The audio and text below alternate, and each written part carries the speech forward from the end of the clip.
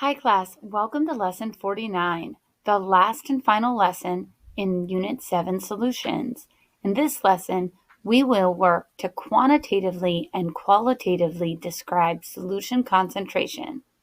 By the end of this lesson, you should be able to calculate percent composition, parts per million, and molarity to express the concentration of a solution.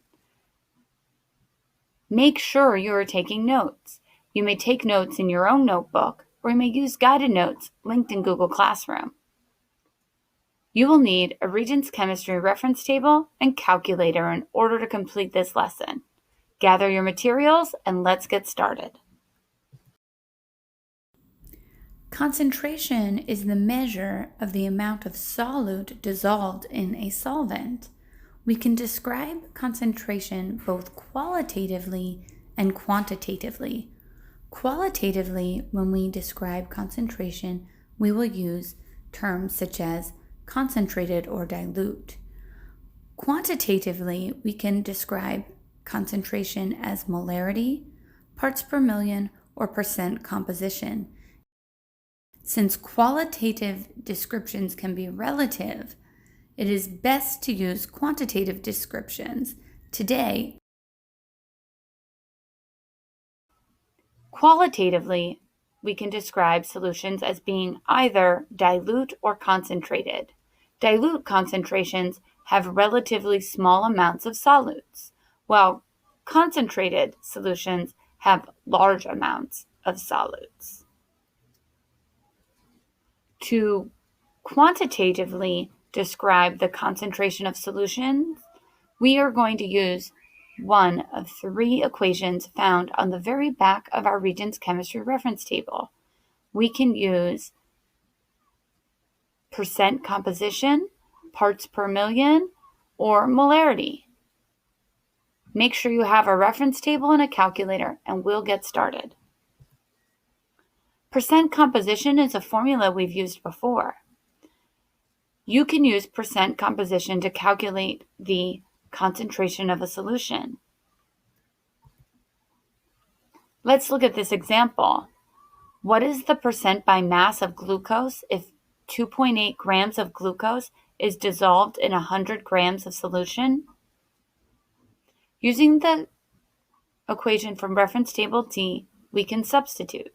And we know that we have 2.8 grams of glucose in 100 grams of solution. So 100 grams of solution is the whole.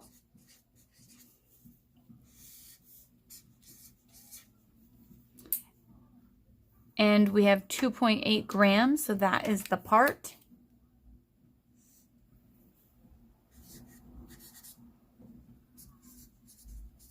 We're going to have to multiply this by 100.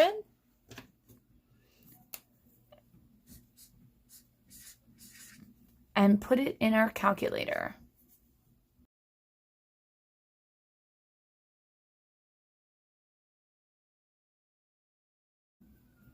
So we'll get a percent composition of 2.8% glucose.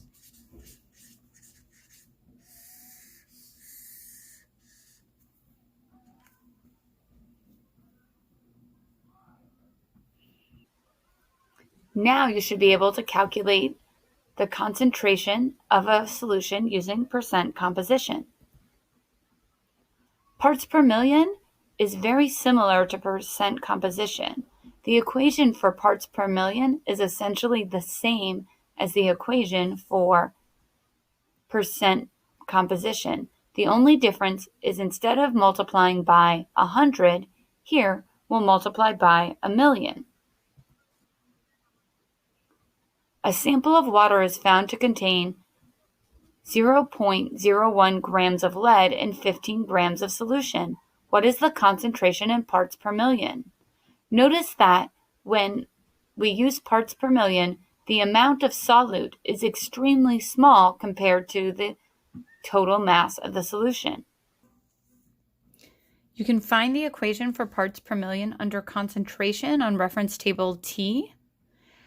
Parts per million is very similar to percent composition. So here we have a total of a 15-gram solution. So this is the whole, because the solution is the solute and the solvent together. And we have a part, a very small part, of 1/100th of a gram. So this is the part. And we're going to multiply by 1,000,000. 1,000,000 in scientific notation is 10 to the 6th. And we're just going to put that in our calculator.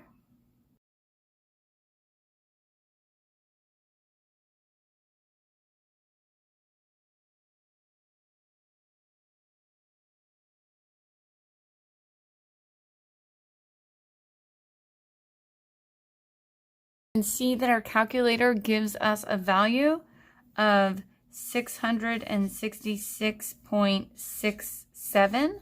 But when we look at significant digits here, this value 15 is only 2 digits. So if I round this to only have 2 digits, that would be 670 parts per million. Now remember that according to the regions, you can express either value here. As long as you have no more than 3 decimal places and it's rounded, that is fine. But correct number of significant digits is always best. Now you should be able to calculate the concentration of a solution in parts per million. The last equation we're going to use is molarity. The unit molarity is abbreviated with a capital M. Molarity includes 2 values which we learned to calculate earlier in the year. Moles we can calculate using the given mass and the gram formula mass. And liters we can calculate by dividing milliliters by 1,000. Molarity is the moles of solute divided by the liter of solution. Let's look at an example. A solution has a volume of 2.5 liters and contains 0.70 moles of sodium chloride. What is the molarity? Here we have this many liters, and we can see from reference table T that molarity is moles divided by liters. So I'm going to put 2.5 liters on the bottom. And I'm given my moles here. So I'm going to put my moles on top of that. We know that the unit for molarity is a capital M. And all we're going to have to do is plug into our calculator and solve.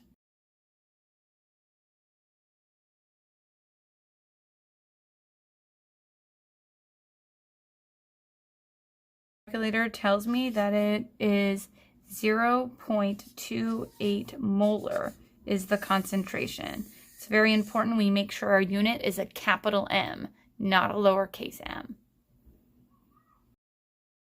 Now let's try a more complicated problem with molarity.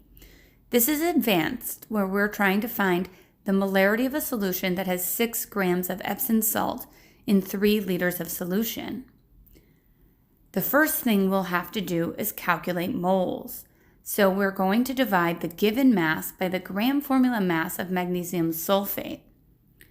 Now that we have the moles of magnesium sulfate, we're going to take that value and substitute into the molarity equation from reference table T.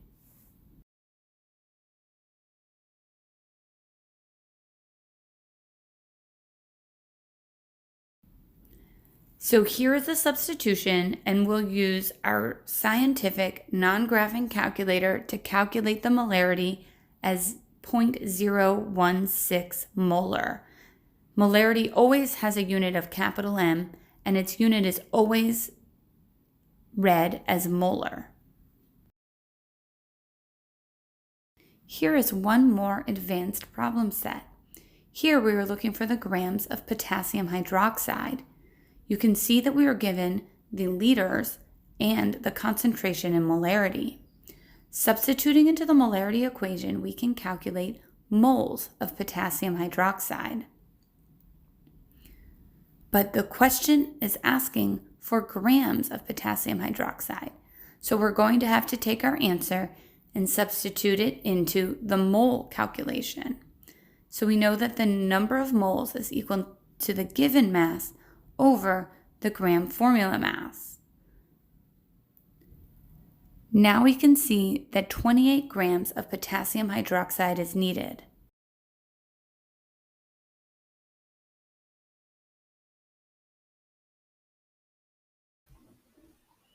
Now you should be able to calculate the molarity of a solution. This concludes lesson number 49, calculating solution concentration. Remember, we are at the end of Unit 7, meaning a unit test will be soon. Make sure you've taken good notes. Write down any questions you have and bring them to class. We'll practice more in class.